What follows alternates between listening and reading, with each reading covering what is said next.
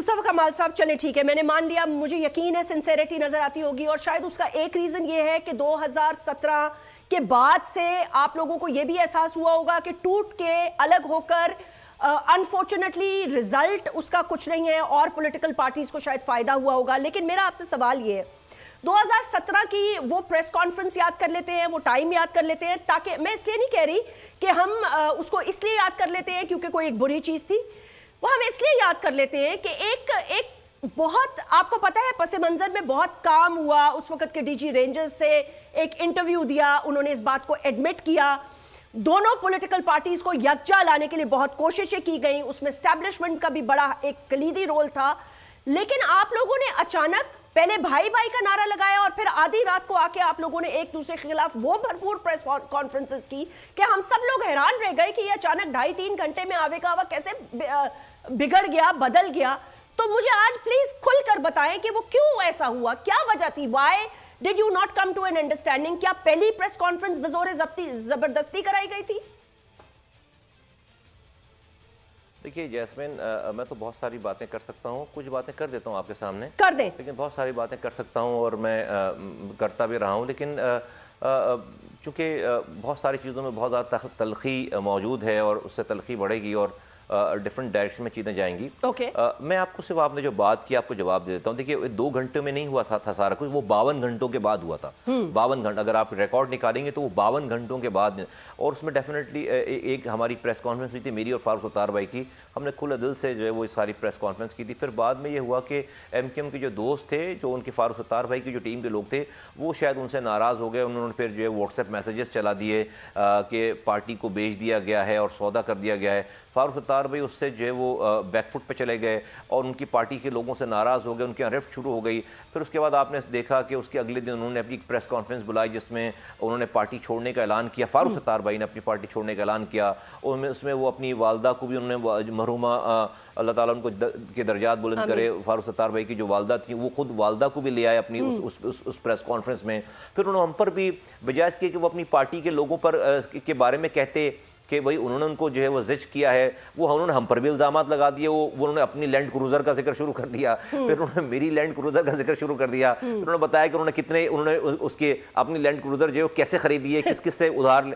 तो ये वो सारी कहानी चली और फिर ये इंप्रेशन दिया गया कि कोई हमने उनको ज़बरदस्ती जो है वो इस्टेब्लिशमेंट के पास बुलवा कर हमने उनसे ज़बरदस्ती ये काम करी, ये इंप्रेशन दें। तो 52 घंटों तक मैंने इंतज़ार किया कि कोई इंटरवीन करे, कोई सेंस प्रेवेल करे। जब नहीं हुआ और हमारी हर तरफ से जो है बदनामी और हमारी बातें हमारे लिए शुरू हो गई, तो फिर मुझे मजबूरन जो है वो एक प्रेस कॉन्फ्रेंस करना पड़ा। ये 2-2.5 दिनों के बाद ये कुछ हुआ है जैस्मिन साहबा। अगर आप रिकॉर्ड निकालेंगी तो मैं आपको ऑन एयर कह रहा हूँ कि ये 2.5 दिनों के 52 घंटे इंतजार करने के बाद फिर मैंने अपना वर्जन दिया, और उसके बाद वो it was a different thing definitely. वो उसकी बड़ी लंबी डिटेल्स हैं, आपने बहुत सारी चीज़ें बताई भी हैं और उसकी बड़ी और डिटेल्स भी हैं। आज जो इस सारी सिचुएशन हो रही है, देखिए पीपल्स पार्टी अपना मंसूबा बनाकर बैठी हुई कि वो अपनी एडमिनिस्ट्रेशन से शहर को ले लेगी। मैंने कहा ना कि मैं I should be the last person जो कि ये बात सुने भी, और हमने 7 सालों तक इन बातों को नहीं सुनना गवारा नहीं किया। मेरी ईगो ये कहती है कि बस कुछ भी हो जाए आखिरी सांसों तक अपनी बात पर अड़ के